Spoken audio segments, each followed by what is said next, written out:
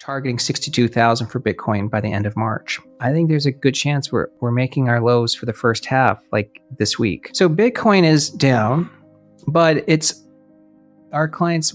It's actually not a surprise to our clients because Mark Newton, our head of technical strategy, really pointed out the cycles in mid-January that he was targeting 62,000 for Bitcoin by the end of March. So we're actually on our way to 62. But that's not a bearish development. It's just a retracement. To me, is 62,000 a reason to turn bearish on Bitcoin? I mean, if you're trading it, yeah, but I don't think it moves. It's still a risk on asset. So I don't expect it to do well if the market is being hit by tariffs. Like it's not immune to that kind of turbulence. But the investors view this as a crisis when it's really a growth scare. Is there room for a lot more people to own it? Yes. So I'm not really bearish on it, but I think in the near term, it's hard to say it should go up right now. Bitcoin's pullback may not be over just yet, with prices potentially continuing to slide until they hit $62,000 as the market reacts to uncertainty. This is the latest insight from Tom Lee, co-founder and head of research at Fundstrat. According to Lee and Mark Newton, Fundstrat's head of technical strategy, Bitcoin has been following predictable cycles, and a retracement to $62,000 by the end of the month was already expected. While some traders view this as a bearish signal, long-term investors see it as part of Bitcoin's usual volatility rather than a reason for concern. Tom Lee believes Bitcoin remains a risk-on asset, meaning it will still be affected by broader market pressures like tariffs and economic uncertainty. While short-term turbulence is likely, he considers this pullback more of a growth scare than a full-blown crisis. With institutional adoption continuing to expand and more investors entering the space, Bitcoin's long-term outlook remains positive, though the near-term path may be a bit rocky. Make sure to stick around until the end of the video as Tom Lee shares his updated Bitcoin outlook and what to expect moving forward. Stop. You don't have time. Don't miss out this 2025 bull run. Educate yourself first ahead of the crowd. We have created the ultimate step-by-step crypto cheat guide that will guide you this bull run. Unlock the secrets of crypto and make smarter investments today. Now by clicking on the link below to get your exclusive copy just under $10. If we think back over the last year, in Bitcoin in particular, right, we had the approval of the ETFs, we had a big ramp in those things, then we saw it go sideways for, I want to say 7-8 months until the election, and then it goes from basically 65,000 up to 105,000, and now it's back here. It broke below that 90,000 level, and maybe it's like 84,000 or something like that. Give us your 411 on Bitcoin right now. The best strategy for our clients that we've recommended is you just want to be a long-term holder. But most people don't approach crypto that way. Most are trading it and want instant return. The work by our technical strategist, Mark Newton, so he thinks Solana, Ethereum, and Bitcoin all have downside. He has been bearish since mid-January. So I think it's been correct. And his downside target for Bitcoin is 62,000 by the end of March. But to me, is 62,000 a reason to turn bearish on Bitcoin? I mean, if you're trading it, yeah, but Bitcoin was $1,000, well, $100 10 years ago. So, 60,000 is still a fantastic return. And I think Bitcoin's usefulness is still improving. I don't think it moves. It's still a risk on assets. So I don't expect it to do well if the market is being hit by tariffs. Like it's not immune to that kind of turbulence. But is the trust around Bitcoin going to grow over the next 5 years? Yes. And is it going to be increasingly viewed as a store of value like gold? Yes, I think increasingly. And then is there room for a lot more people to own it? Yes. So I'm not really bearish on it, but I think in the near term, it's hard to say it should go up right now. I mean, the market is trying to price in a lot of these uncertainties right now. And so it's understandable that we're churning, but investors don't want to become too bearish because the market sentiment, and it's already measurable, like the AAII survey, which is what we've used for the last 14 years. I think it's the best retail sentiment survey, is at the same bearish levels it was in the fall of 2022. So retail sentiment, and that's probably because there's been a ton of margin calls last couple weeks, is at the levels that were at the depths of that recent bear market. So the investors view this as a crisis when it's really a growth scare. So to me, I think there's a good chance we're making our lows for the first half, like this week. I mean, the only thing is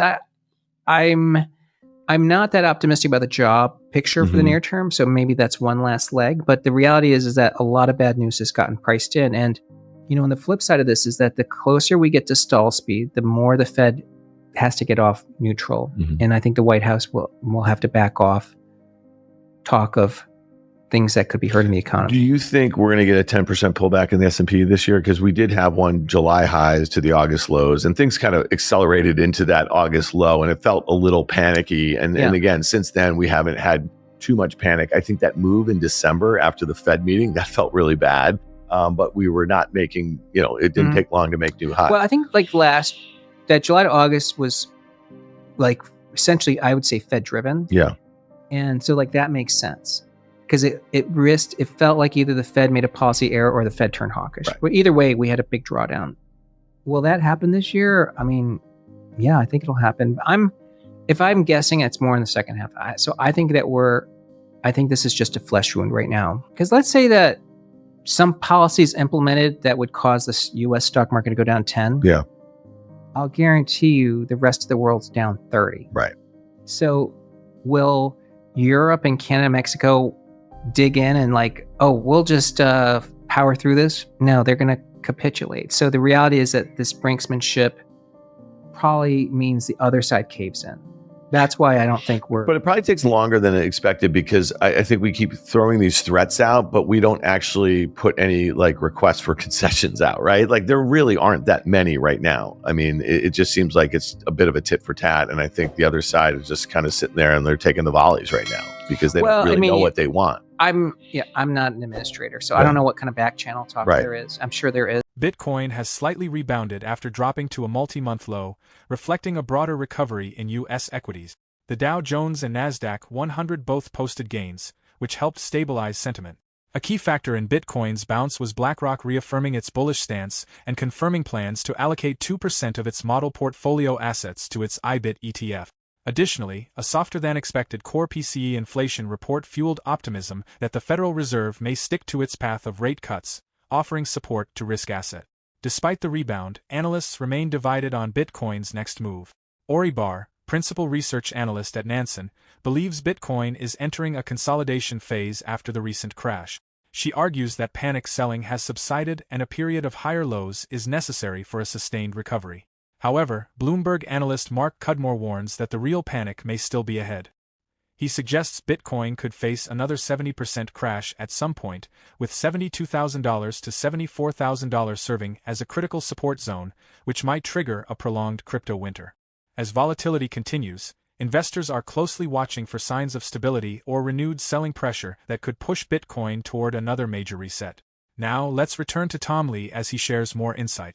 The reality is that if policies are enacted that create such a severe shock because of tariffs, then we could have a recession, right? I mean, that's a fact. Because, if you put a 300% tariff or something, we don't really know how to titrate that number.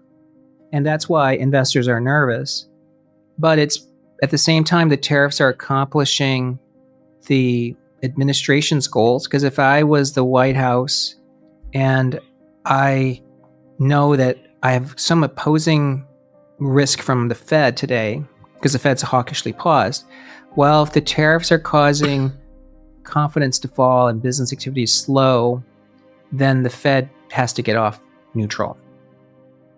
And but then everyone's playing a dangerous game because, as you know, you don't want to get stall speed in the economy, because the day the economy gets to stall speed, we open up the uncertainty of a recession, because a shallow recession. A recession is unknown once it starts. I'd say that I think the Feds, in terms of guessing their thinking, I think they view tariffs as an inflation risk, and that's governing their actions.